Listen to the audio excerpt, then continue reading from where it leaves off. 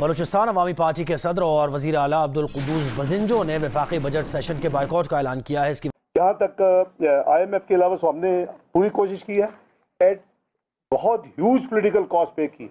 इतने मुश्किल रिफॉर्म्स नई हुकूमत जो आती है 5 साल के मैंडेट लेके वो तो कर सकती है, लेकिन एक हुकूमत जिसको पता है कि 14 महीने उसके पास है, तो उसके लिए ये अच्छा खासा एक बहुत बड़ा चैलेंज। कौमी असम्बली का बजट इजलास कल दोपहर 4 बजे पार्लियामेंट हाउस में होगा। वज़ीर ख़जाना इसहाक़ डार आइंदा माली साल 2023-24 का बजट पेश करेंगे। जो है वो होता है कि जी हम क्या कितनी, लेकिन मैं समझता हूँ कि पाकिस्तान की खातर ये जो पॉलिटिकल कॉस्ट की सेक्रीफाइस की है, इट वाज वर्थ, क्योंकि हमारी क्रेडिबिलिटी और रोड हो चुकी थी। आप 10 से 12 बिलियन की इसके ऊपर इन्वेस्टमेंट की हुई है और ये कैश कराने के लिए दुबई में जाते हैं, ये सिंगापुर में जाते हैं, अब तो इंडिया ने भी खोल दिया है। इनको ये डर है कि जी हमें कल को फेडरल हमें ना तंग करे या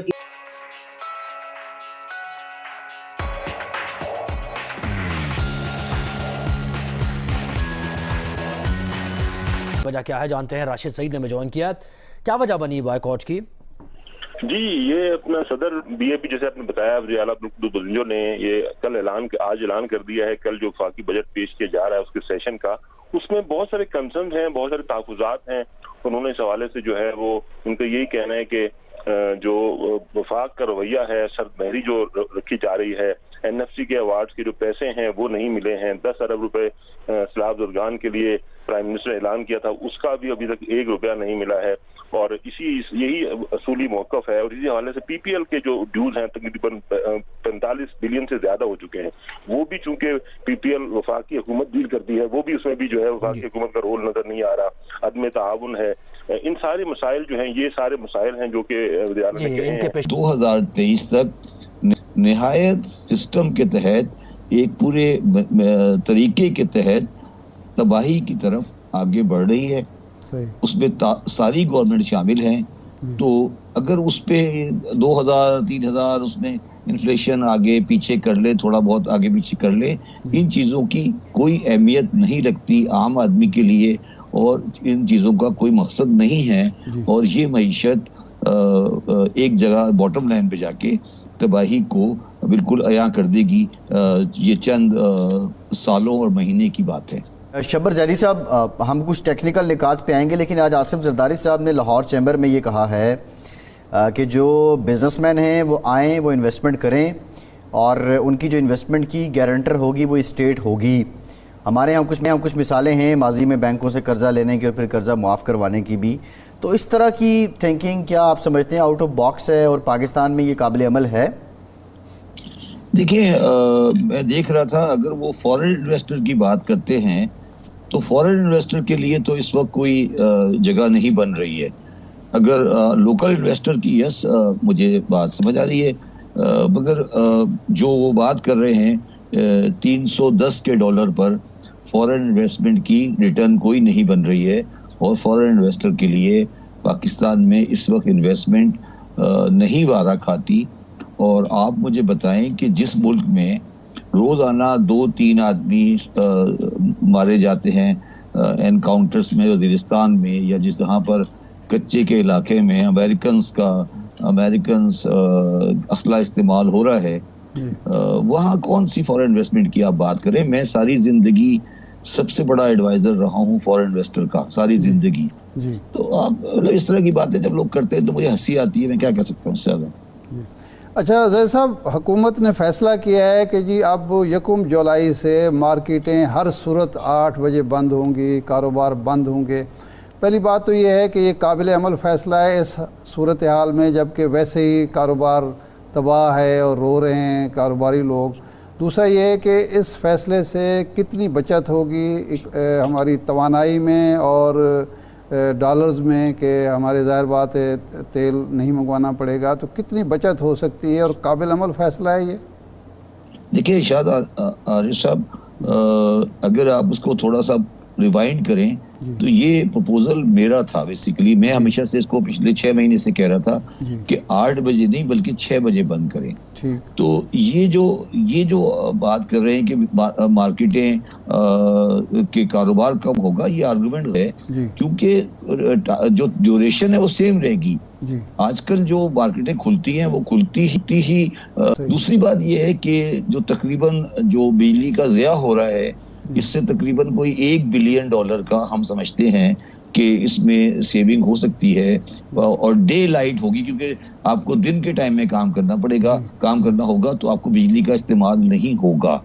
और ये भी मैं आपको बता दूं कि ये दुकानें 12 बजे क्यों खुल रही हैं आजकल।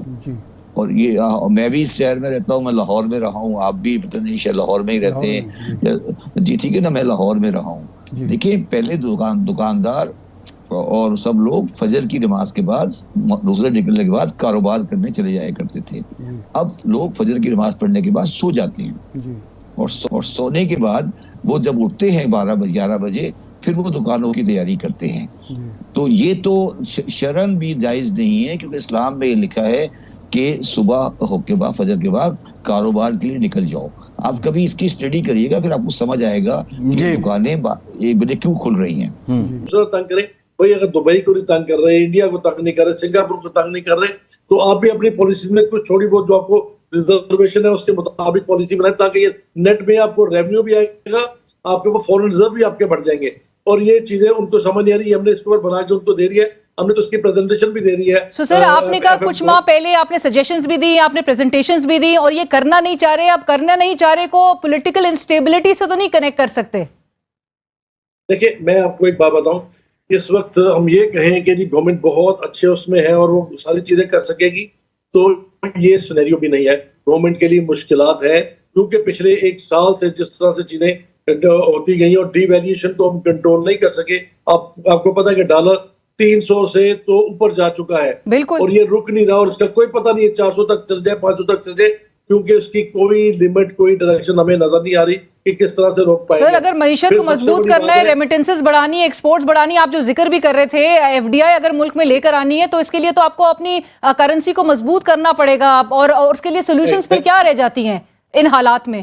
देखिए उसके लिए देखिए सबसे पहले तो आप अपनी करेंसी को स्ट्रॉन्ग करें, और वो कम से कम किसी चीज पर तो उसको ठहराए ना, ताकि अगर कोई एफडीआई लेके आएगा तो मुझे बताया उसको क्या गारंटी है कि वो आज 300 रुपए में लेके आ रहा है और कल ये 500 का हो जाएगा, तो जो प्रॉफिट उसने 20 या 25% यहाँ से कमाया, वो तो उससे ज्यादा उसकी डिवैल्यूएशन हो गई, तो वो क्यों करेगा? यहाँ पे कोई नहीं आएगा, मेरी बात याद रखिए। इसलिए मैं कहता हूँ कि इनको फौरी तौर पे 2 काम करने पड़ेंगे, कि इनको जितने भी ओवरसीज पाकिस्तानी है उसके लिए एक नई पॉलिसी बनानी पड़ेगी, और वो इंसेंटिवाइज्ड पॉलिसी होगी, जिसमें उनको मुख्तलिफ किस्म इंसेंटिव दिए जाएंगे ताकि वो पाकिस्तान में पैसे लेके आए और यहाँ पे लगाएं और ओवरसीज अपना कर सके। This is the only fastest way. Number 2, हमें अपने आईटी को प्रमोट करना पड़ेगा। आईटी एक्चुअली हमारी ये है कि आईटी के ऊपर आपकी कोई इन्वेस्टमेंट नहीं होती, उसमें सिर्फ ह्यूमन रिसोर्सेज इस्तेमाल होते हैं, और आपका जो साथ वाला हमसाया मुल्क तकरीबन कोई 178 बिलियन की उनका टारगेट है, और 160 बिलियन से ऊपर वो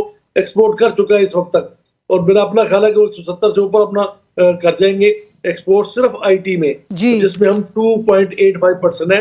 ना कोई ह्यूमन रिसोर्सेज हमसे बेहतर है, ना कोई अपना कोई उसमें, सिर्फ उनकी डायरेक्शन बहुत अच्छी है और उन्हें उस डायरेक्शन में लाला हुआ है, जिसकी वजह से वो आगे निकल गया है। और मेरी अब यही राय सबको है, गवर्नमेंट को भी, कि खुदा के लिए आईटी के ऊपर काम करे, एग्रीकल्चर के ऊपर काम करे। एग्रीकल्चर के लिए हमें देखिए, जैसे हमने रियल स्टेट के लिए इन्वेस्टमेंट, हमने एक ट्रस्ट बनाया था और उसका फायदा भी हुआ हमें, तो मैं समझता हूँ एग्रीकल्चर के लिए भी आपको इन्वेस्टमेंट ट्रस्ट बनाना चाहिए, ताकि जितने भी छोटे छोटे हमारे जो 83% के किसान हैं, जिनके पास ना वसाइल है, ना टेक्नोलॉजी है, ना मशीनरी है, उनको आप कम से कम ये सारी चीजें प्रोवाइड कर सके, और कॉर्पोरेट अपना फार्मिंग में आप जाएं ताकि आप उसकी बेहतर यील्ड ले सकें। एब्सोल्युटली। तो 35 मन के करीब लेने गंदम, और समसाया मुल्क 70 मन ले रहा है। बिल्कुल ठीक है।